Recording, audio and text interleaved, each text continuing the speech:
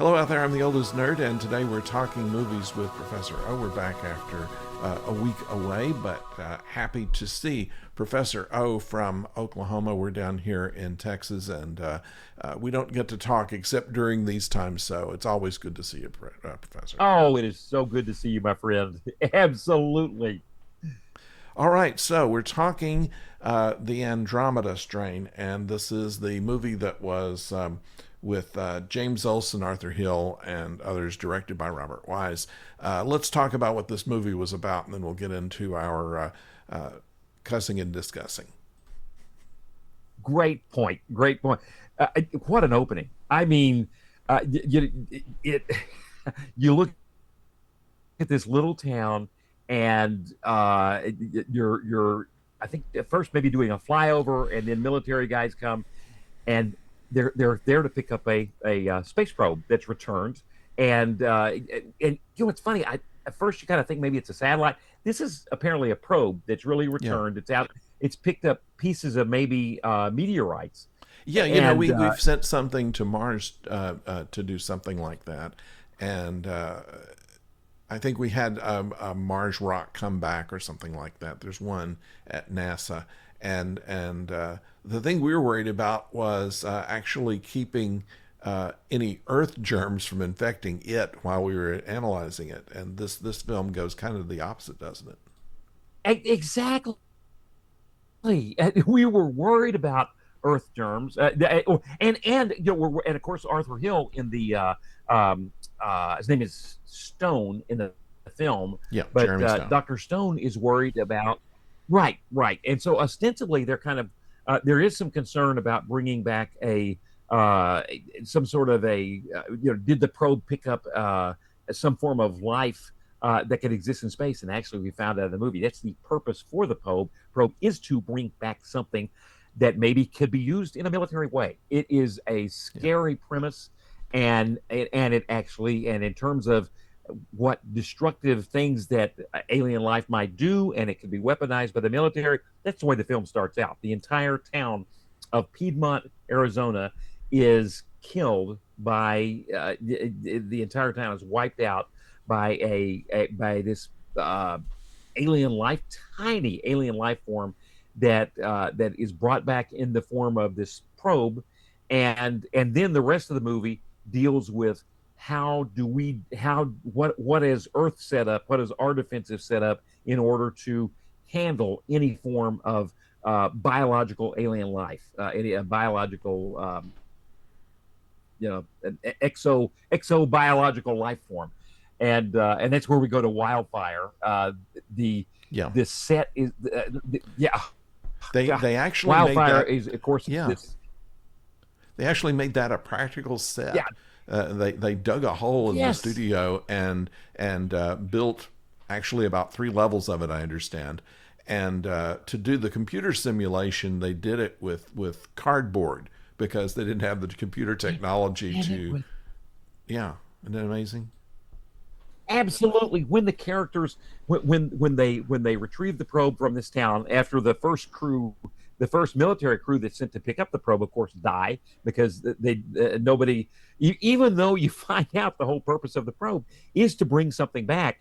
um it's like the first stage was not prepared at all. The military guys picking it Yeah, up was not prepared. So then once we realize the disaster has happened, then the team of scientists that was, and they all have normal lives, but in the event of a wildfire, then they're called which of course is this is the event yeah, of the biological infestation killing everybody. Then they click into place. They go and retrieve the probe and take it to this incredible underground facility. And I've never seen something in your mind. I mean, as a viewer, sometimes we were talking about the science fiction film set in space, and yeah, sometimes you can see we've talked about this over the weeks. Sometimes you see a matte line, or sometimes as a viewer, you could convince me that this was a real facility. It yeah, has the authenticity of this facility is phenomenal. And what you said in the uh, plot of the film, it's 5 stories, 5 levels underground. Yeah. And then it's got a central core. And what you were just talking about is the central core, as we see it as a viewer. That was a set they actually made that Yeah. is like 3 to 4 stories high inside a sound studio, inside a sound stage in Yeah. Hollywood. And Robert Wise talked about they had to knock out to make it big enough. They had to knock out one floor of the whole of the studio so they could actually start on the basement and then have enough room to go upward to have this Yeah. set. And of course, at the end of the film, Dr. Hall is climbing the thing, avoiding lasers. It's Yeah, it because kind of loses its credibility near the end. You almost think it's a documentary until he starts, climbing through the core and dodging lasers, and it's like dodging bullets. I don't know how you actually do that in real life. But another thing was that they built, of course, the set of the hallways and right. things, and they had each level was a different color. And the way they did that was they built one level, they'd film all the scenes for that color, then repaint the set and then do it for the rest. I mean, I always wondered why they never filmed things in the order that they actually appeared on screen, but there was a really good idea for it then. That's in teaching film production over the years. You think about what determines the order of your shooting. Sometimes on a low budget film, you've got a star or kind of a starlet that on your real low budget film that's available for 2 days. And so you're Yeah, going to shoot every scene with that actor. Sometimes you have a location that we can let you use that location, but it's only on these 2 days, and so then that determines production. In this case, yes, it's you have the hallways and every scene that I think the top level is red. It's kind of yeah, interesting. You'd think red might be the most urgent level, but the top level I think is red. So every scene that on interaction on that level, you're going to film that. You make yeah, sure and film every single thing, then you paint it yellow, and you make sure and film every single thing. And the paint job was incredible yeah, until I heard there's a super documentary that goes with the DVD, and until I heard Robert Wise talking about that process, it made so much sense when he described it. But they do such a beautiful job. I mean, as a viewer, you are so convinced that that place exists, that yes, there's 5 levels in this unbelievably big scientific facility, and there's a central core.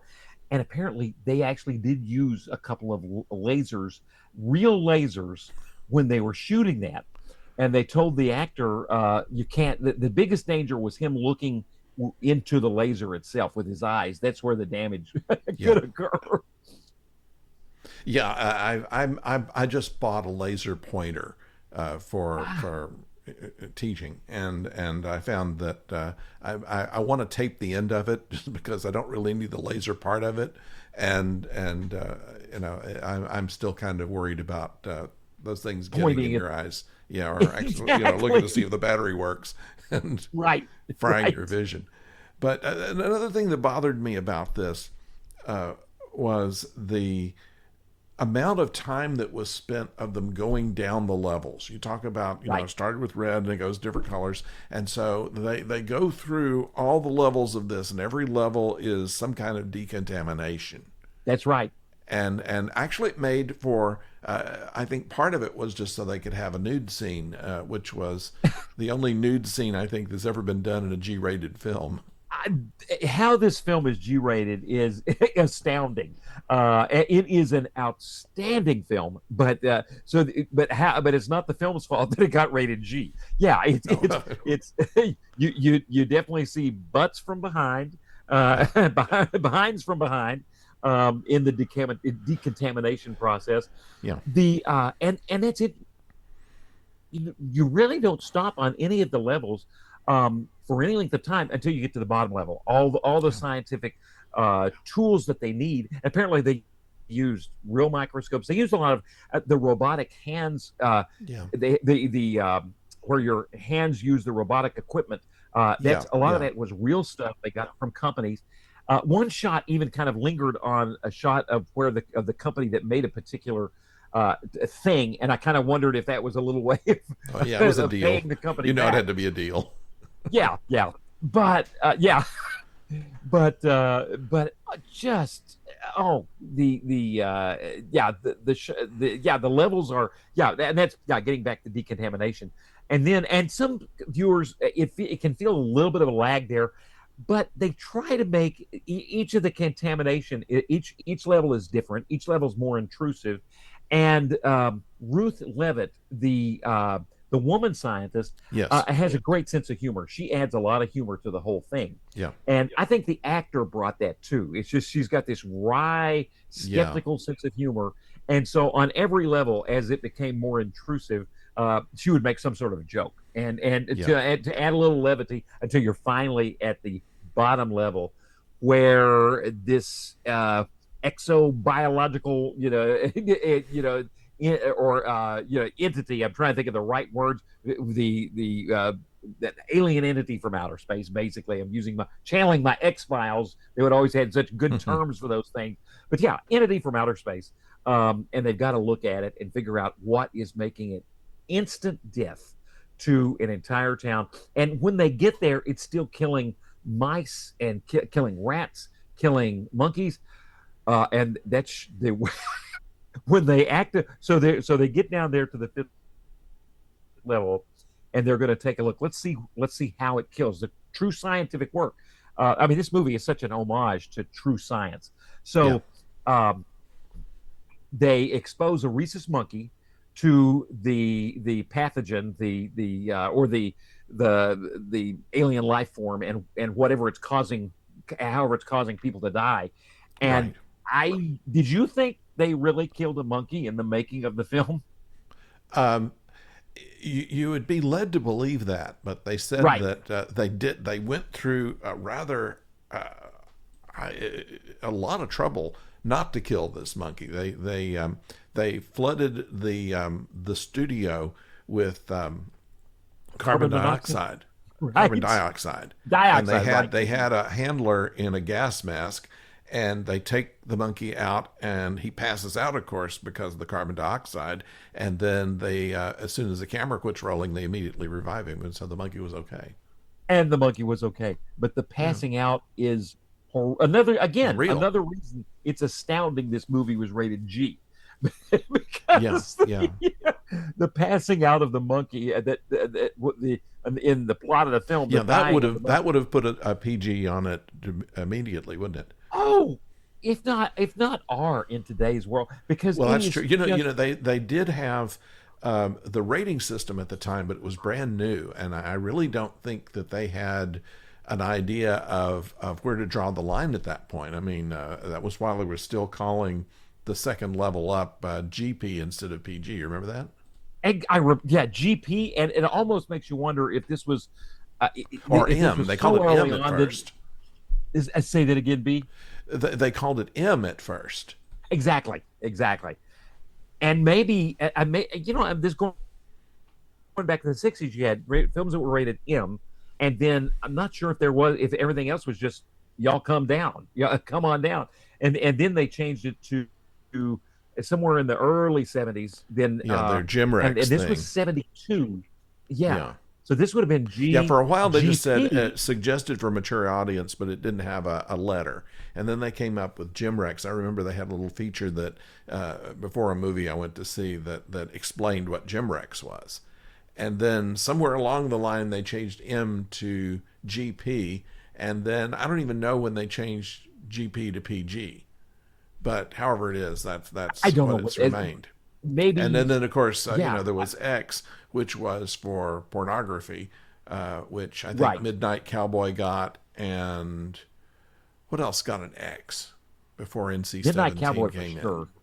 Midnight Cowboy Ooh, was one, and there was another one which really wasn't that racy, right. that was later downgraded to an R, and I don't remember Ah, what right. that was. But that was the first I remember of being an X-rated. And then it was the X-rated cartoon, which was Fritz the Cat, which Oh, I that's never right. saw, but that we went off the track there.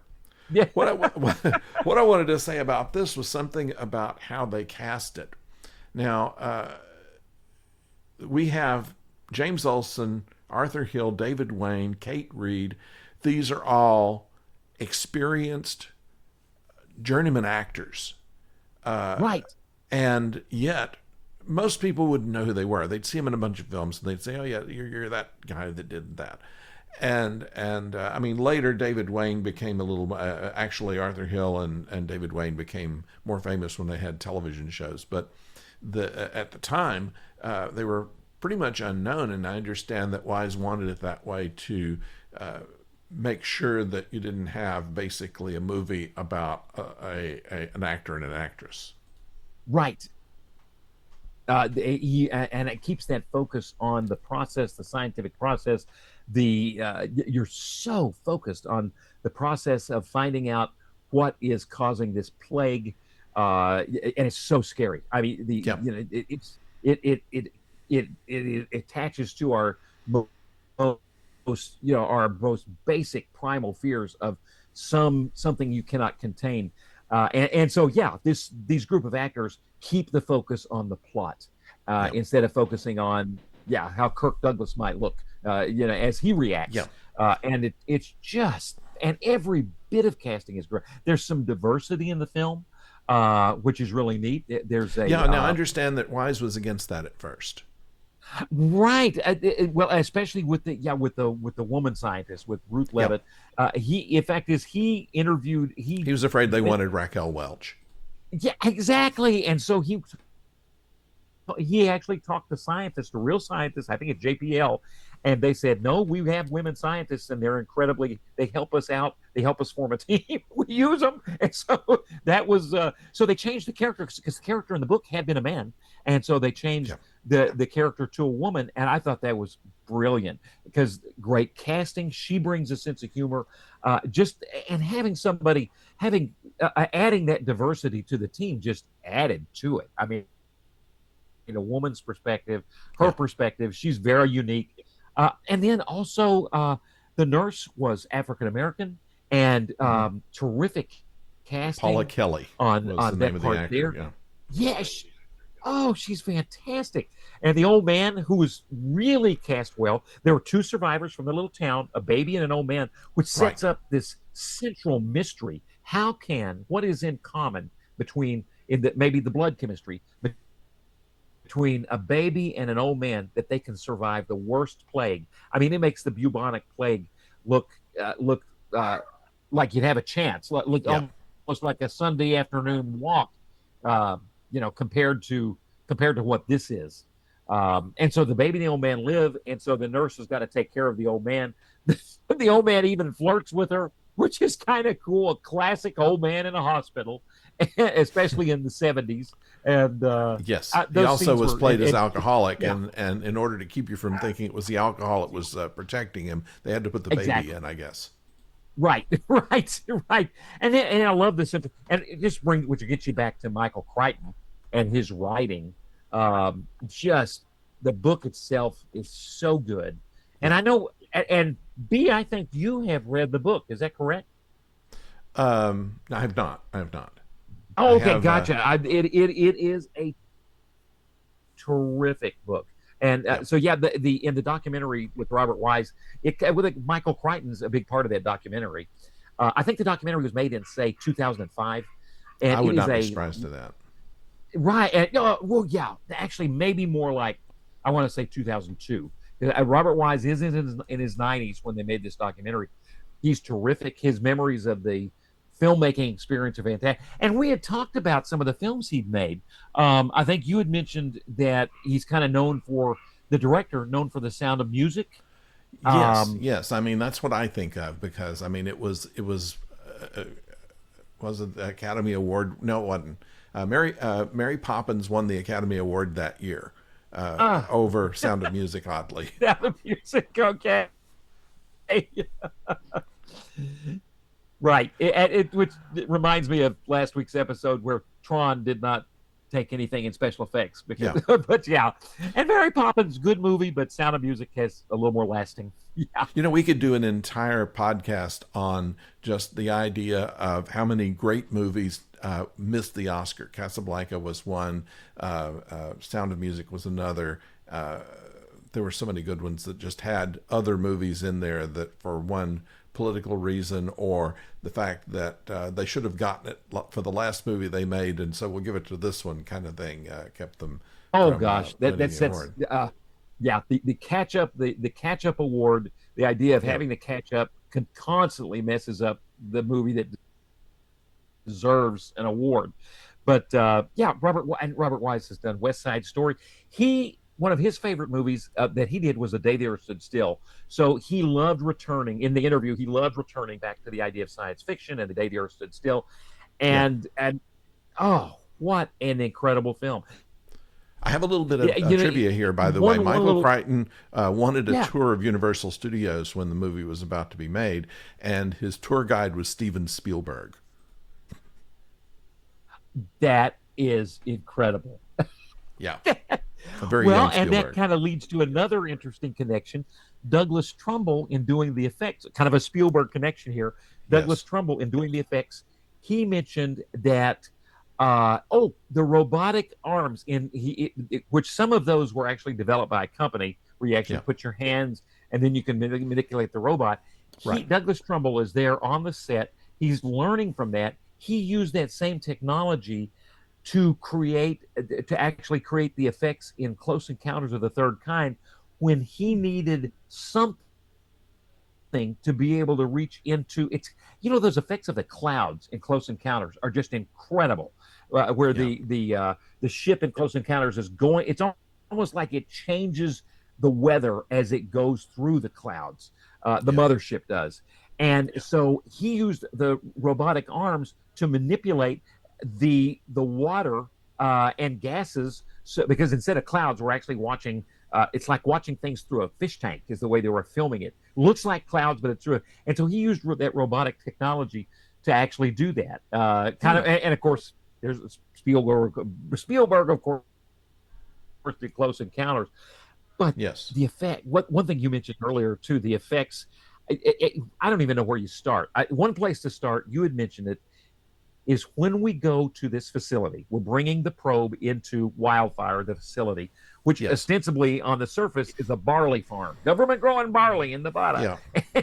and, and then underneath it all, just simple, looks like a most boring thing in the world, growing barley in the, and, Yeah. but underneath it all is this huge facility. And on the first level, Arthur Hill, Dr. Stone, gives everybody a tour. Well done thing, too, because that way we're really Yeah. familiarizing the viewer with this facility.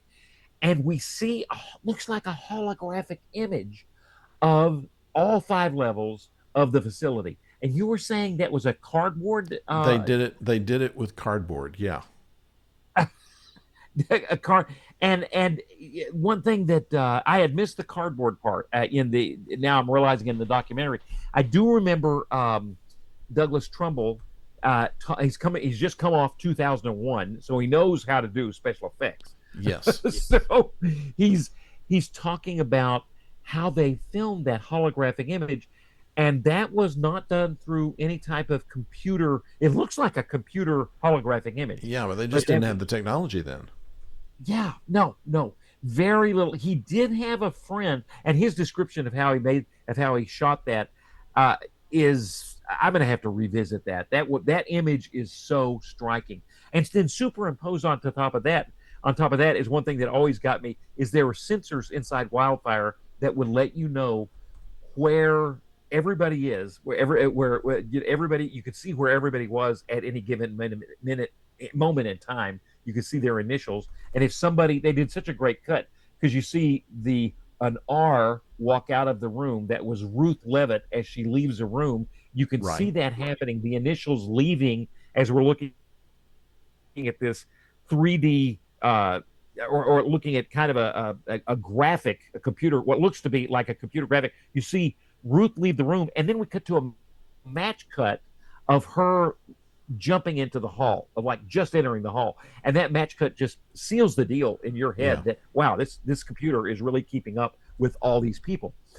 Um, the yeah, where to begin? So we got the holographic effect. We've got that. Some of this stuff is completely practical. It's like JPL, the most advanced industries at the time in terms of research and development, like with those actual hands Yeah. where the actor would manipulate the robotic arms. Yep. Um, and then they actually used an electron microscope. They brought part of that in, but to give us the images of that electron of what the microscope is seeing, Douglas Right. Trumbull made the most amazing. I mean, it's all kind of hackneyed, put together in his head, his imagination. How he came up with this.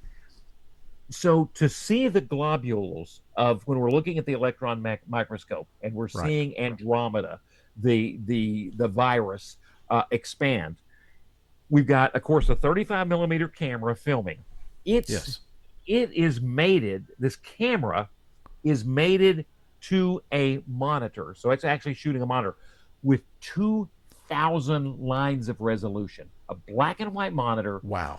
2,000 lines of resolution. At the time, a typical TV had what, 480, 480 lines. Assume, yeah. So it's The standard was incredibly 480. They probably had more like 250.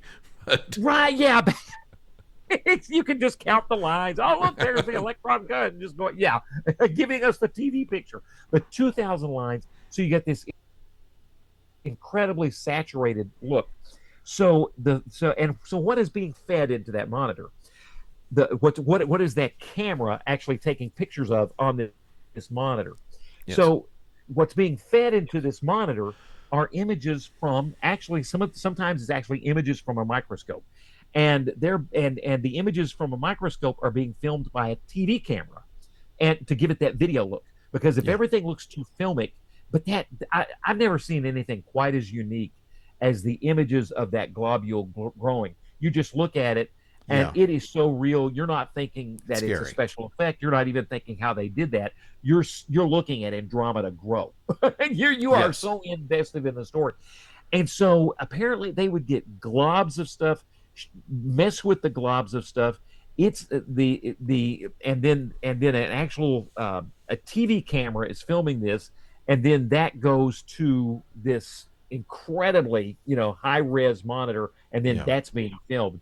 And then the virus changes too. They look at it in a different way. First, they look at it just in a pure form. It looks like a droplet, but this droplet is kind of just growing. It's green, it's fluorescent, and it bloop Yeah. bloop, and it keeps on growing. But then it changes to a crystal. It looks like they change it when they look at through it through the electron microscope. Then they can see the crystal, that it's actually like a crystalline structure, Yes. and it's a tetrahedron. And they really got into the science of this. It's funny. Michael Crichton, he said, I wrote the book, but I really didn't think, in some respects, I didn't think about how all these labs would look like. And Yeah. I guess he thought about the tetrahedron, but it's actually what inspired Douglas Trumbull was something called flip flop blocks. And yeah, I was thinking maybe he was going to That's say a a computer slinky. term. Yeah. Yeah, okay, flip flop blocks. And apparently there was a toy also called like a slinky, but it was a thing with Oh, made with, okay. yeah, like pieces of wood. I And remember that. It was kind of a there was a Jacob's Ladder toy that did that. Where the right, yeah. right. That's instead of the slinky, it was this flip flop box. Yeah. And so that's exactly what. So he comes up with these flip flop blocks that inspires him, and then so having that inspiration, then they built that. He had a friend, Douglas Trumbull had a friend that was into computer graphics, and so where they used the computer in this film, they built an early to film these, and instead of the like using a computer to control camera motion Yeah. like they did in Star Wars. This is earliest, got to be the earliest form of computer for camera motion to film this tetrahedron Yeah. and the effects of it are incredible. Oh, by the way, one last thing. When they film this, when they film the monitor, and I did a drawing of it. Let's see if you can actually see that. Hang on. This may be, hang on, let me, I'm right not sure here. what we're seeing here. Well, okay, can Oh, you okay. see what looks like a camera right there? Yeah. Okay, and then in the top of the frame, then there's a monitor. That's the monitor. It kind of looks like an old the monitor right there. Right. And in between the camera and the monitor, they used like colored gels because the monitor is in black and white. Right. And so they would put the gels there and then add in all, and then they had another thing, a video processor, because it's one thing to have the tetrahedron bouncing around, making it look like some sort of crystalline structure that's growing, Right. but Right. it needed to look like it was, they added all this sparkle in. And so they added color and sparkle with those filters.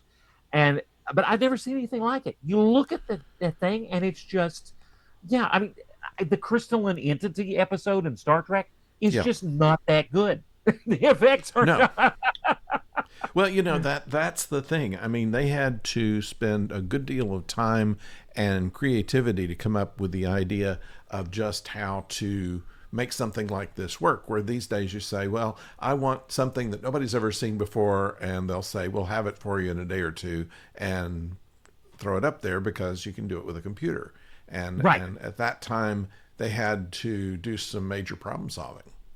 And I would argue this looks better than any CG I've ever seen. I Oh can't yeah. imagine CG looking better than that crystalline structure, than the globules. And it's interesting. There's an article that talks about how it's an article that focuses on plague movies. Really interesting. I was checking uh, like Google Scholar for some kind of just anything, some interesting kind of maybe some scholarly stuff on the film. And so this one, there's not a lot written on this film, but this author looks at plague films Yeah. as a form of a horror film, and she points out that that there's three types of plague films. Contagion from 2011 would be the latest type of plague film, Right. and that's a film where she's talking about the use of screens that we see as viewers. How many monitors are we looking at? How is the plague represented in a monitor? So that's the most current one, Contagion, and of course uses tons of monitors.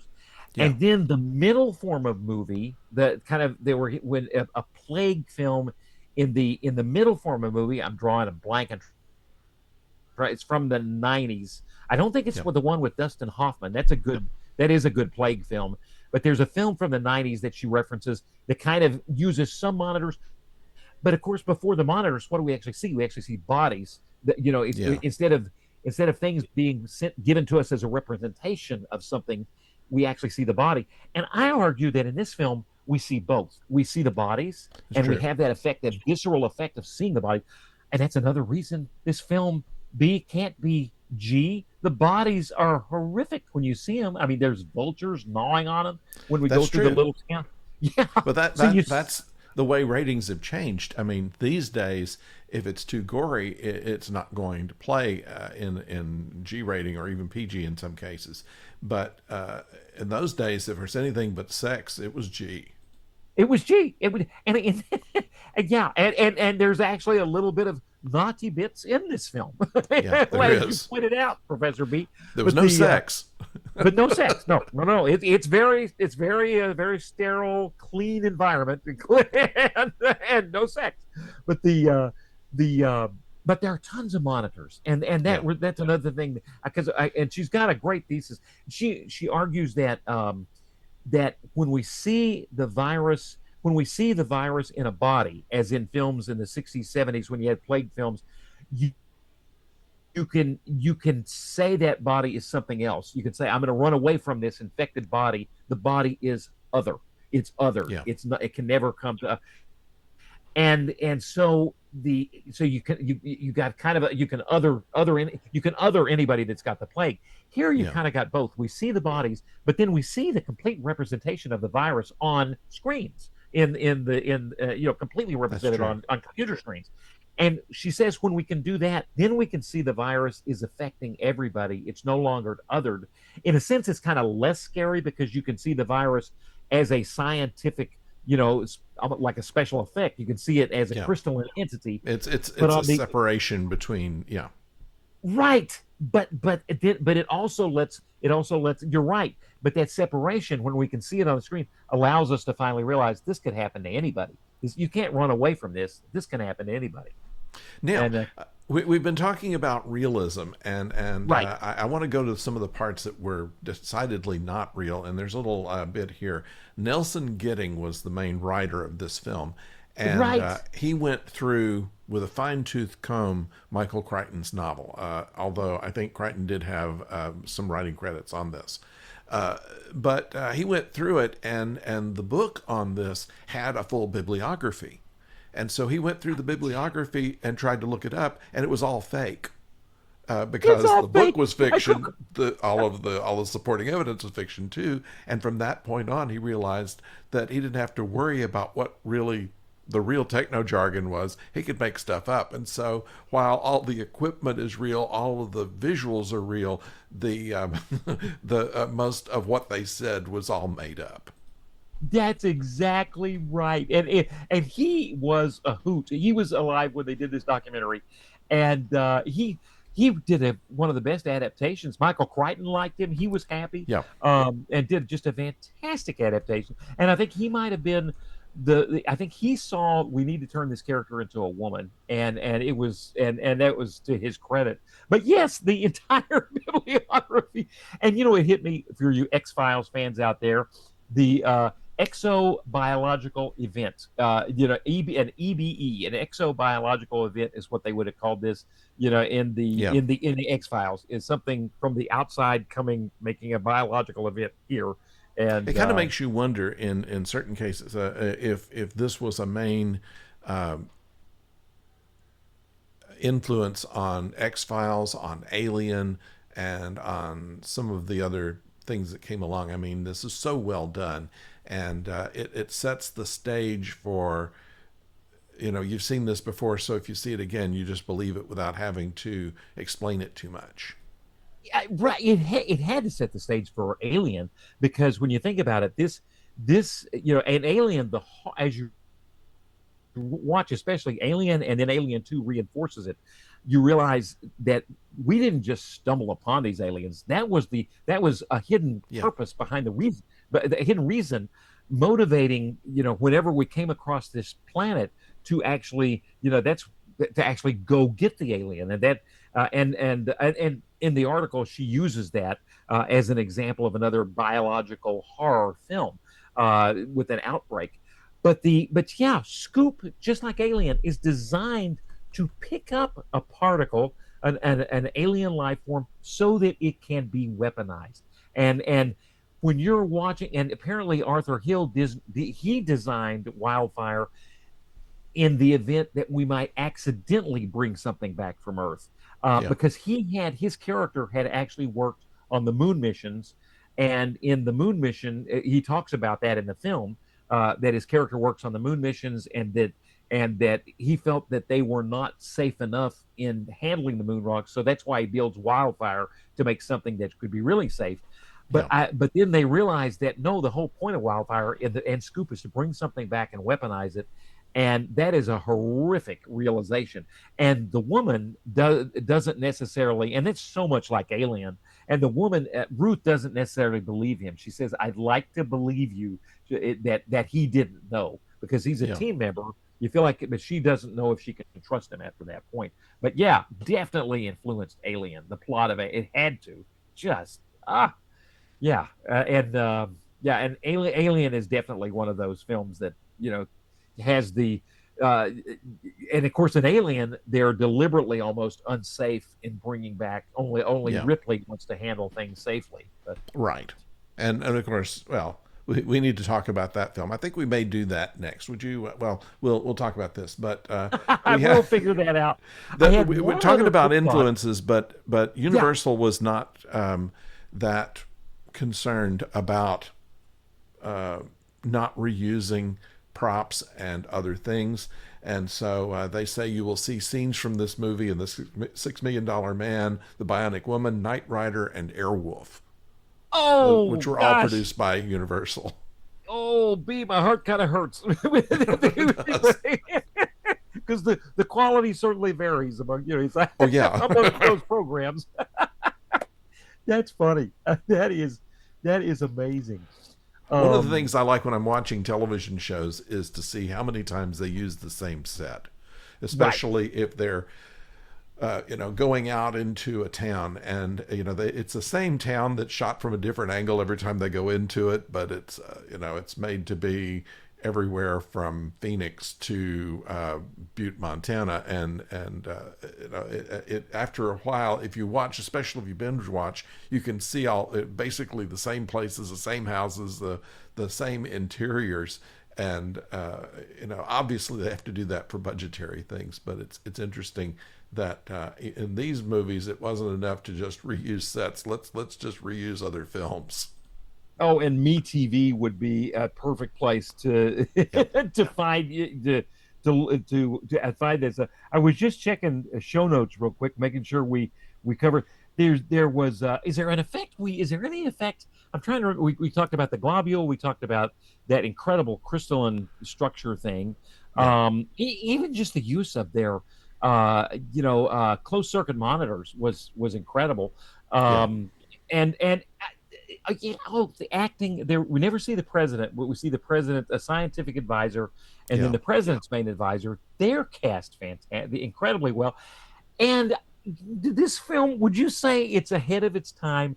In its Here, you've got the most technical things in the world, looking at the most advanced laboratory. It would be This laboratory looks like it would function today. It does not look dated in the Yes. least bit. There's nothing about it that looks dated. The sets to Logan's Run look way more dated than Yeah. than this. But the so it keeps up. It keeps up the absolute, where it feels like it almost thinks, because it's set contemporaneously. It's set in, like, maybe the world, it feels like the world of maybe 1972, 73. But so it feels incredibly advanced for that time. But was there any effect or anything that you felt maybe was lacking, or just I wouldn't say doesn't? lacking. I know that the computers there obviously were of their Oh, time. that's I true. mean, you're Of its not time, going to yeah. see anything that looks like a modern computer there. But No, other no. other than that, I thought, yeah, you're right. They did that very well. The only thing that bothers me is that after all of this effort at the end of the film, it just went away. Right. It goes over, it turns into a cloud, and of course it changes. And when it changes, all of a sudden, as a viewer, it we're the that's where I know where I was going to with technology. In the film, the one bit of technology that creates a real strong plot point, a Yeah, frustrating point for the scientists, is that there's a wad of paper that forms itself against a bell. A bell is supposed to ring to let a technician in Wildfire know that there's incoming transmissions from the White House. yeah. But a wad of paper in the printer. It's an old school, the what do they Dot dot matrix matrix, but printer. yeah. Hmm. Yeah, I didn't even know they had them in '71, but yeah, old school dot. Yeah, Oh they yeah. did, but old school. And so some of the paper from the side of that printer has wedged itself into the bell, so the bell won't ring. So the technician at Wildfire doesn't know that there's a message coming in from the White House, and the Yeah. message is that the White House is going to nuke. The scientists want to nuke this little town, and Yeah. and then and then the White House is resisting, and thank goodness they resist, because it turns out that this biological entity Would have actually been grown under turns nuclear. Yeah. matter into energy, and then energy into matter. So a Yeah. nuclear explosion would have made it. It would have fed on that and got gigantic. But The instead, it just scariest sits part there. of this film for me, though, was the woman scientist. I forget her name now. She is shown to have seizure disorder. Oh, that's right. At the time, they said epilepsy, and of course, she held it as a secret from everybody. Right. And so, as she's going through frame after frame of, what it might, what it responds to, she blacks out at the point where there's something that says no growth. And that was the Exactly. scariest part. I mean, nobody's going to know this, and Nobody's they're all going to going know to die. that. But of course, and they and didn't. and, and that's a little confusing in the movie, because you're thinking as a viewer, did they ever actually find where there was no growth? And it turns out she actually went back and found it, and the no growth Yeah, with the no growth in that sample, because they're looking at one of those petri dish Yes. samples, and the no growth sample was that represented the way the blood worked. I think it had to do with alkaline, some sort of an alkaline content, Yeah. because They made it up. if there was, say it again, They the made it up. Whatever it was in the blood that they did, they ah, just made it. they totally made it up. That's exactly right. And so it's one of those graphs that if there's a little amount of alkaline, or if there's a lot, it kills. If there's a little or a lot, it kills the entity. But in between, where we breathe, where most normal people, not being a baby, not being the old man, the way their blood chemistry is, the way we are, where it's going to kill us. But for the old Yeah. man, and so that was the sample she missed. But yes, you're right. As a viewer, you're thinking, no, how could she have missed that? And are we going to pay for that? And thank goodness we. It's almost what I love too. As much as they're rigorously following scientific process, I mean, Yeah. they're looking at this thing in a microscope. She wants to scan more rapidly. We got to find what this thing is.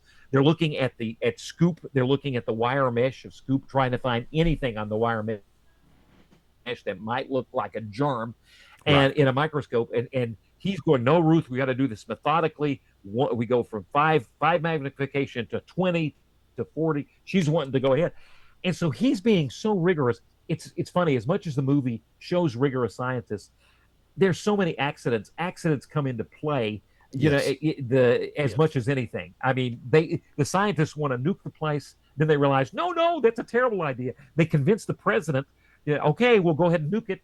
And and then when they get him on TV, they talking to the president and the scientific advisor. By this time, the team, our wildfire team, realizes you can't nuke this. And the president's advisor saying, we can't play ping pong with this. This is a huge decision. Yeah. And so then the advisor realizes, the advisor realizes, no, this, if you nuke Piedmont, Arizona, it's going to turn this thing into a huge event. It feeds on nuclear energy. And the president's advisor says, I didn't catch any of that. He doesn't understand it, but I'll tell the president we can't nuke them.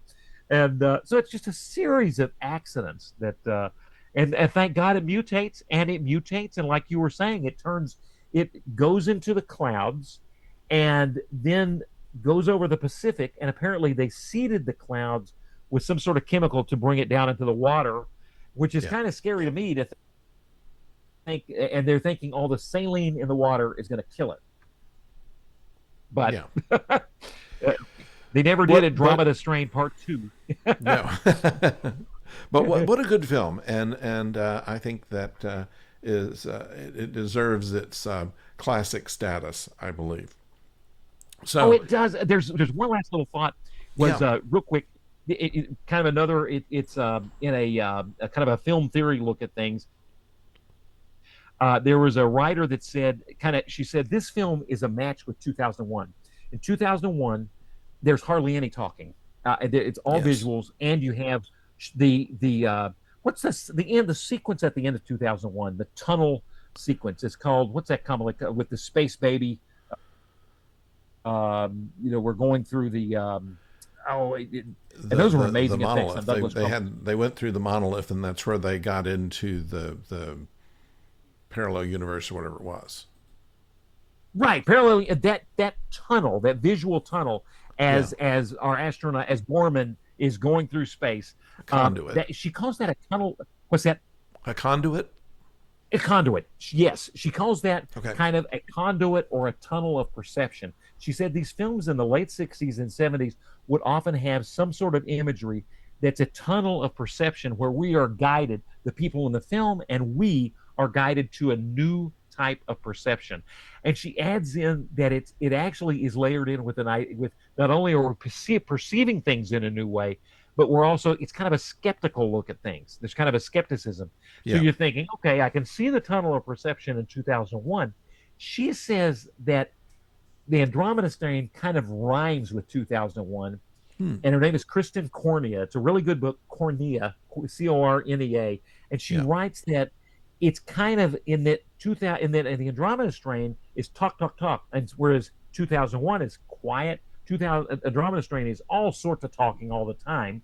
kind Yeah. of as a match for 2001. And she said the tunnel of perception that leads us to a new awareness, and the awareness kind of being, what are we doing to ourselves?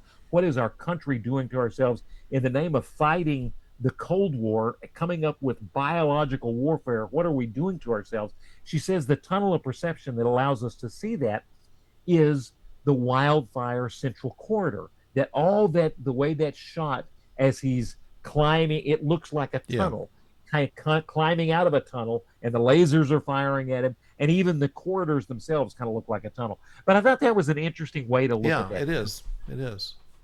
Well, a most interesting film, and once again, a delight to talk to you about it, Professor. We're going to be back next week with a review of another movie, but thank you for joining us, and until next time, don't go far.